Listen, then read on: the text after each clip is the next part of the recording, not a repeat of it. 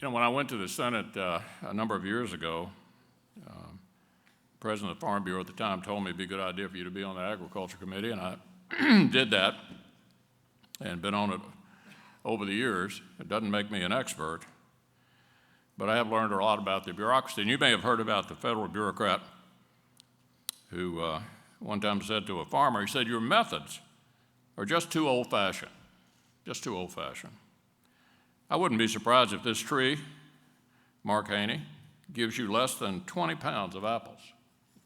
Less than 20 pounds of apples. I wouldn't be surprised either, said the farmer. This is an orange tree. I know our Commissioner of Agriculture has been here earlier in your meeting. I'm very proud of Jamie Comer. I think he's off to a good start. I think we all know he inherited a rather challenging situation. I think it's moving forward to fix that up. And he had the good judgment to hire a friend of many of yours who worked for me for a very long time, Larry Cox. Got him off his motorcycle and got him back doing real work. Mark Haney, I can't tell you how much I appreciate your leadership of this organization. I've said this before, I'll say it again today, that a lot of groups come to town. This is the only one that I tend to agree with on absolutely everything. So you're doubly welcome. Not that I don't appreciate the others, but it's nice when you tend to agree on everything.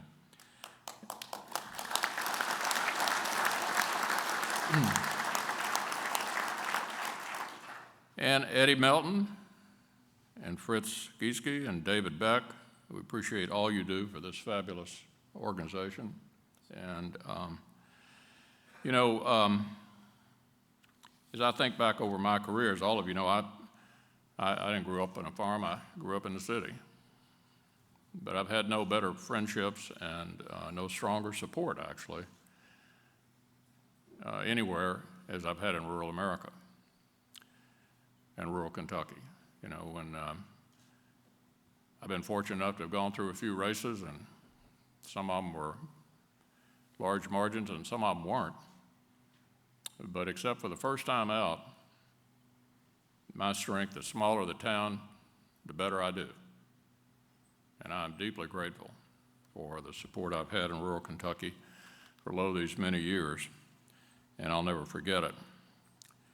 I've appreciated awards like the Friend of the Farm Bureau, but really I'm, you know, not here today or any other day to pick up any honors, but to honor you and to thank you for the opportunity to have been of service to our state all these years. Kentucky farmer represents the very best of the bluegrass state.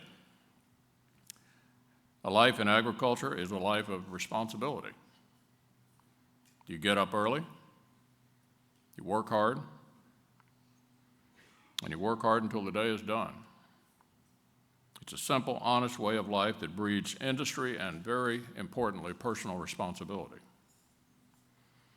Things we could use a lot more of in Washington. Obviously, this has been a challenging year for Kentucky agriculture, given the drought, but I know Will Snell is here, and given the report, in spite of all the challenges, we had a very good year. And I hope all of you were among those who had a good year. Some of it may have been crop insurance receipts, but looked like overall we had a good year. The tobacco crop up against our expectations. We have much to be thankful for here as we go toward the Christmas season.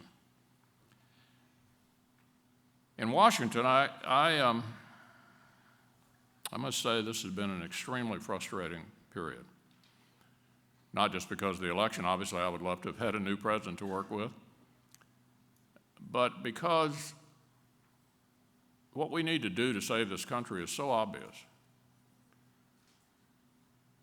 that you wouldn't think it'd be this difficult to get there. We've run trillion-dollar annual deficits for the last 4 years. I know we throw around a lot of numbers, but that's a lot of money.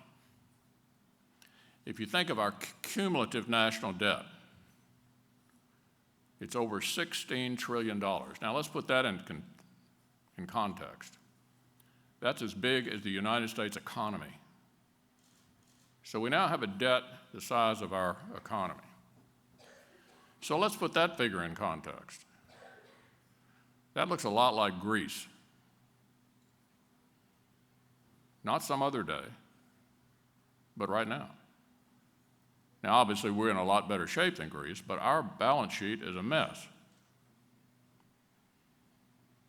And so here we are with the same old problem, and we spent a good part of 2011 struggling around to try to do something about.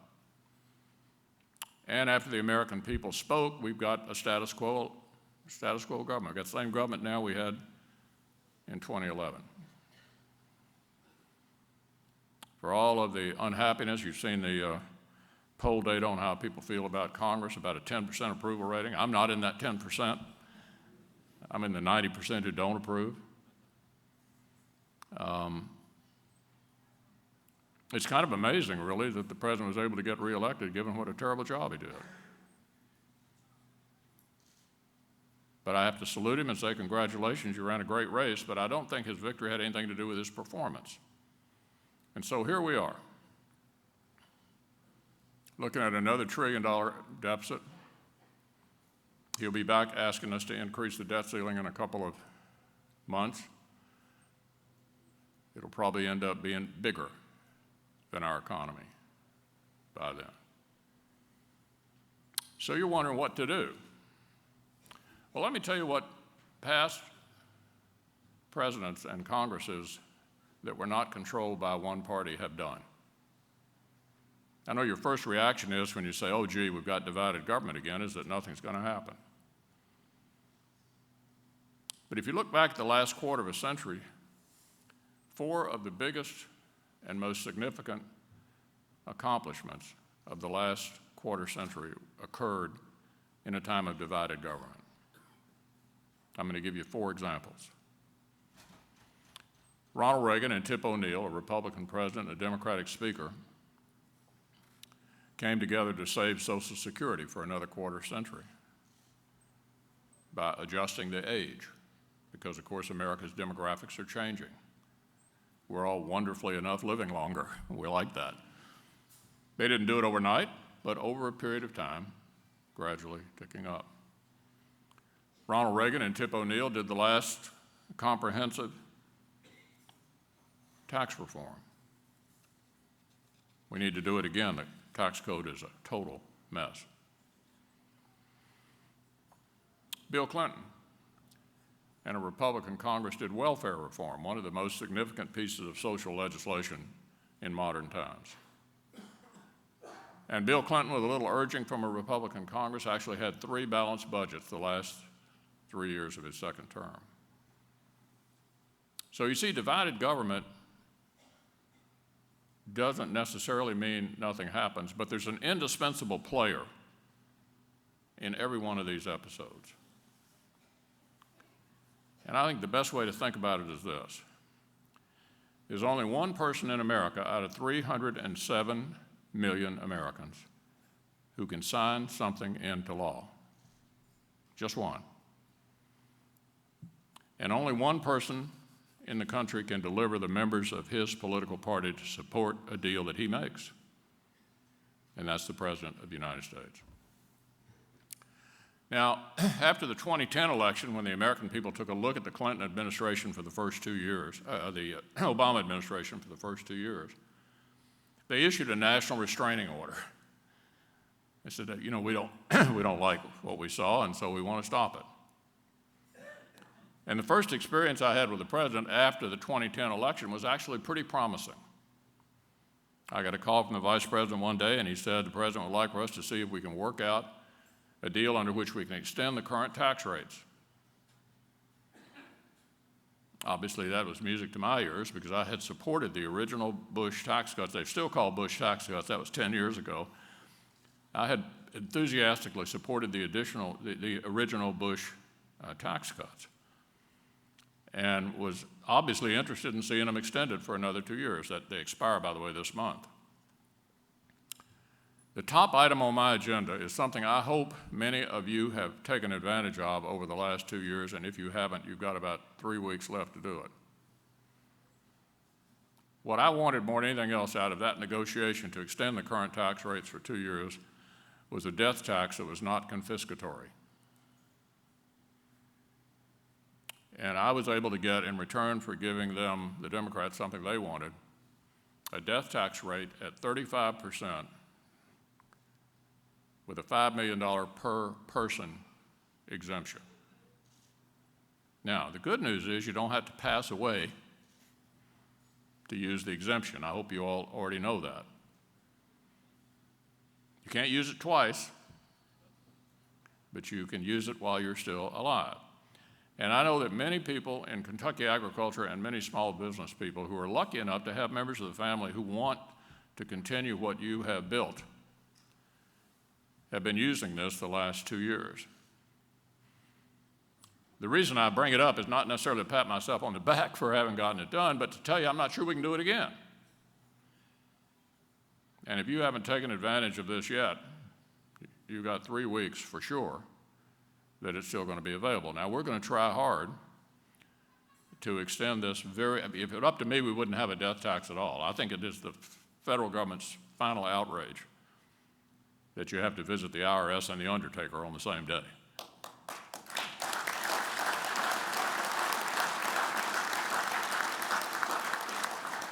But our Democratic friends love the death tax, and so we've never had enough control of the entire government to get it completely eliminated. But a $5 million exemption and a 35% rate is not, it's pretty good. You know, it's not as good as I would like, but it's pretty good. So my message to you is you've got 3 more weeks to take advantage of this exemption if you want to, and you're lucky enough to have the next generation in your family interested in continuing the family farm, or if you're a small business man with a, supply store, feed store, you may not think you got a lot of money, but you add up all your assets and you look rich on paper, right? You're cash poor, but you actually look pretty good on paper. And without this kind of provision, the only way you're going to be able to keep it in the family is your heirs are going to have to auction off the land. It's outrageous to do that after you've built that your entire life. So my advice is, if you haven't used it yet, talk to your lawyer. You may want to use it before the year is out. Now, are we going to get anywhere here at the end of the year on the big mega issues of deficit and debt? The president is intensely interested, as you know, in raising the top 2 tax rates. Now, you're probably thinking that isn't you, some of you, and so why should you care about it? Well, the problem is there are about 1 million of our most successful small businesses in America who don't pay taxes as corporations. They pay taxes as individuals, either S-corps or LLCs, who pay taxes as individuals. This came up in one of the Romney-Obama debates, and both candidates used accurate statistics. The problem was the presidents were misleading. The president said 97% of small businesses are not affected by that. He was accurate. The problem is the 3% that are the most successful small businesses in America that make up 25% of the workforce and provide 53% of small business income at a time of 8% unemployment. We don't think it makes sense to have a small business tax increase with an economy like this. So that's one of the many arguments we're having back and forth. He is bound and determined to get his way, and the way the law is constructed, it's sort of stacked in his favor, because at the end of the month, the so-called Bush tax cuts, which I remind you were tax cuts 10 years ago and is now current tax policy, are going to expire. The effort to cut federal spending, called the sequester, will kick in. And all of that will happen automatically. So his negotiating tactic is, give me everything I want. Some of you may have read about my visit from the Secretary of the Treasury last Thursday. He visited the Speaker and he visited me and laid out, I'll give you the highlights, the following proposal. The top two rates, it's estimated, yield $800 billion over 10 years. He's now asking for $1.6 billion over 10 years. So he's doubled the amount of revenue he wants. They want a new spending bill, a new stimulus bill. And he wants the perpetual authority to raise the debt ceiling without any interference from Congress. Perpetual authority to borrow money from the Chinese to cover all of this extravagant spending. You may have read I laughed out loud. I literally laughed in his face. Now, I'd love to tell you now privately, it's a lot better. You know, that's just public posturing. Privately, it isn't any better, leading me to believe that the president would like to drive us right off the cliff. How I think that benefits him is beyond me. And let me tell you why. Does anybody really believe that's good for the economy? I think what his problem is, he's having a hard time turning off the campaign. Still running around the country having campaign rallies, inviting the labor unions and others down to the White House for celebration. Well, he won, congratulations. But the problems are still here. And the celebration ought to stop. And the reason the celebration is not helpful is because he doesn't control the whole government. In our state, the president carried 4 out of 120 counties. 4. 3/4 of my members in the Republican conference in the U.S. Senate come from states he didn't carry. And so my advice to him was, look, celebrating is fine, but if we can come together behind an agreement, I got to convince a significant number of my members to do business with you when their voters didn't think you ought to have another 4 years. So why don't we just kind of lower the temperature and see if we can't meet in the middle, like Ronald Reagan and Tip O'Neill and Bill Clinton and Newt Gingrich. But alas, my friends, it hadn't happened yet. I'll let you know. Trade.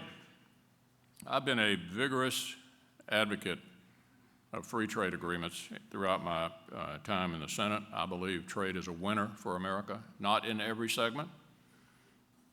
And we've had communities in this state that may not have benefited from every single trade agreement. But it's a net plus for America and a huge net plus for agriculture. This administration inherited 3 trade agreements, one with Korea, one with Panama, and one with Colombia. And they let them languish for 3 years. We kept asking them to send them up, send them up, send them up, send them up. They finally sent them up. And there's a procedure that many of you are familiar with called Trade Promotion Authority. What it basically means is a president, any president, can negotiate a trade deal and send it to the Congress, and it'll be voted on without amendment. And the reason that's important is if a trade bill is amendable, there'll never be a trade bill, because every one of us would be trying to maneuver for some special advantage for our state. So without Trade Promotion Authority, there are no trade agreements. Fortunately, these 3 trade agreements negotiated by President Bush were still under Trade Promotion Authority. Finally, a year ago, he sent them up, and we ratified them. During that debate, I offered to give this president Trade Promotion Authority so maybe someday we could have another deal. They didn't want it. So right now, the state of the law is there aren't going to be any more trade agreements because we don't have the authority in place to ensure that they can be dealt with without amendment. The rest of the world is moving rapidly. Chile, for example, has free trade agreements with 40 or 50 countries. Now, just because we don't have a trade agreement doesn't mean we aren't exporting a lot of products. We are. But just think how much better we could do, particularly in agriculture, if we had more of them. Right now, my friends, there aren't any trade agreements because there isn't authority to get them ratified by Congress. We've got a few agreements that are trade-like, the Trans-Pacific Partnership Agreement. I don't think that requires Trade Promotion Authority to be dealt with.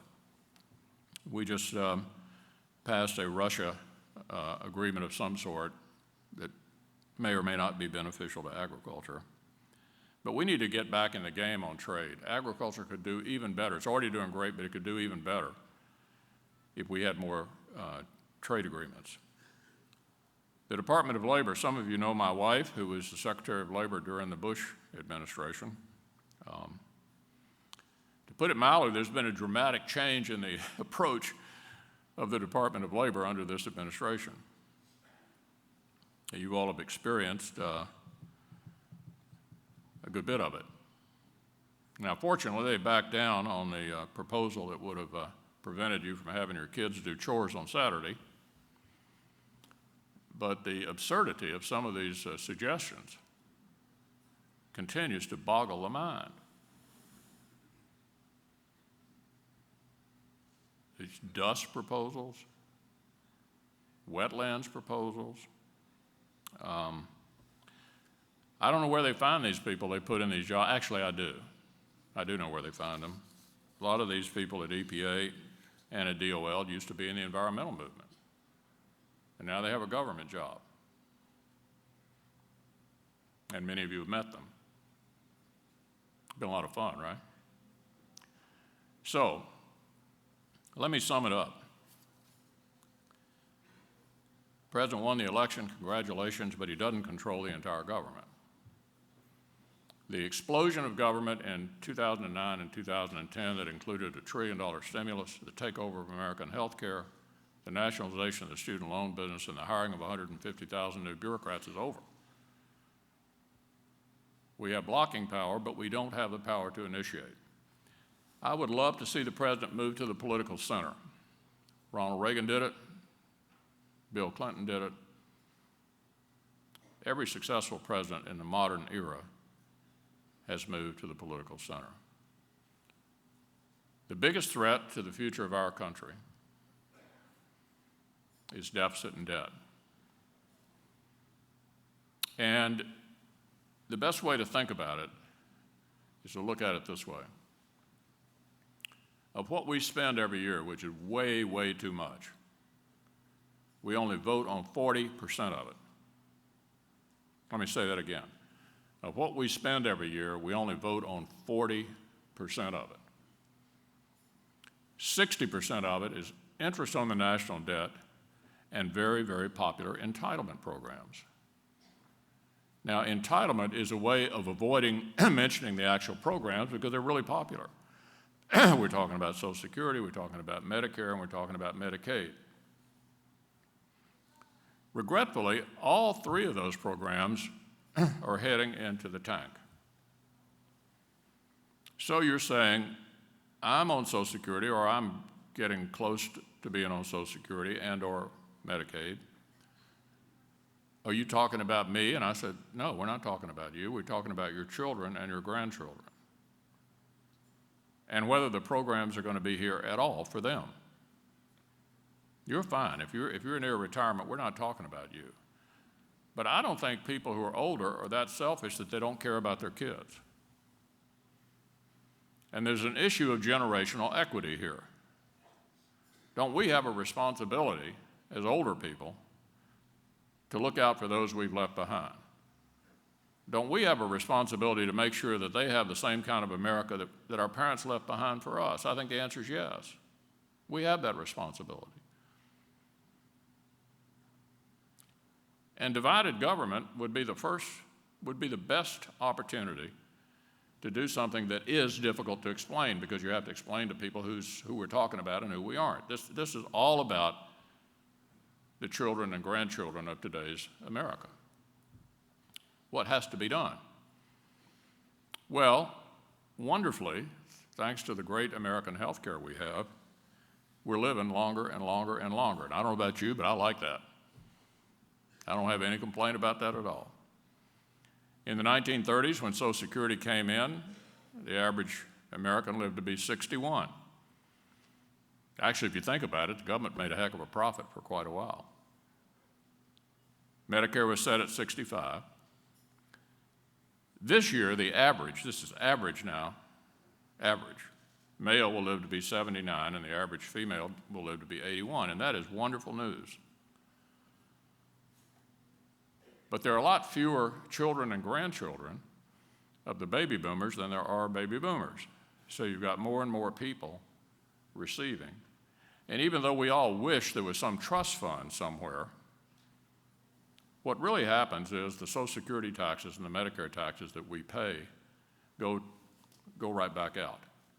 So it's a transfer payment from those working today to those not working.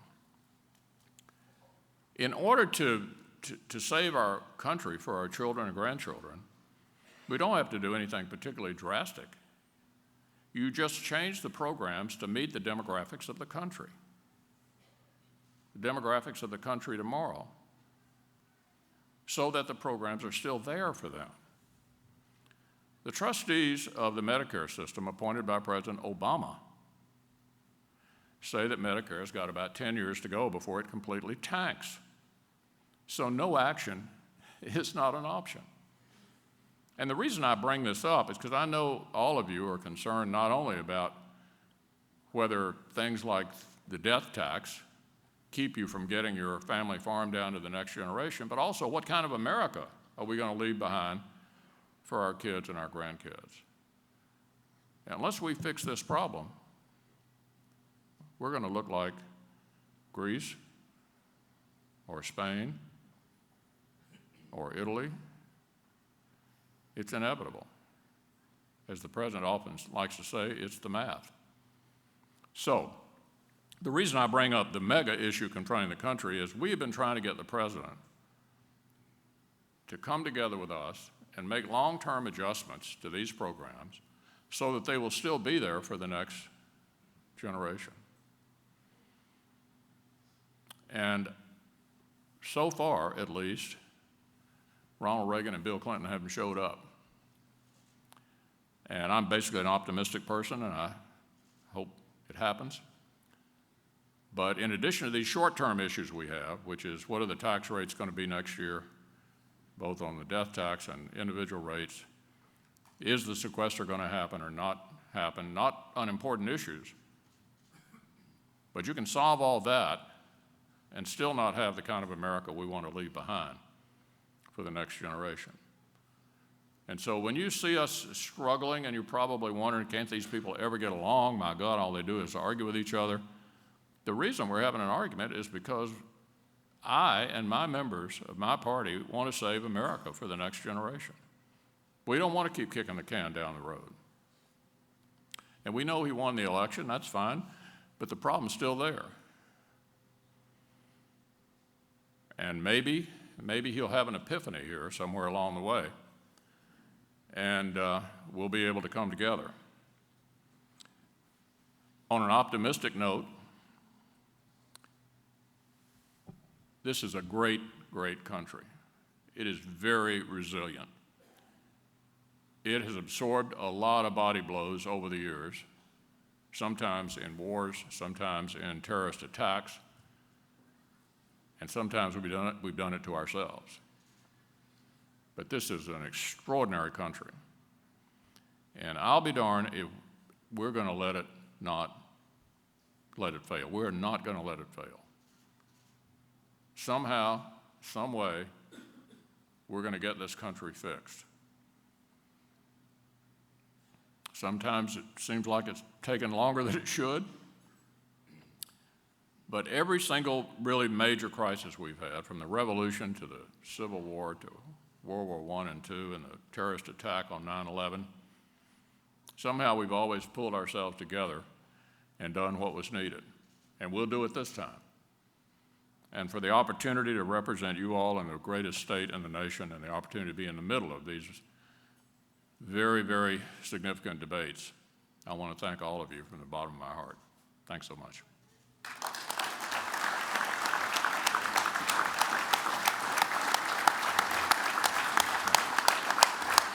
Thank you, sir, for being here.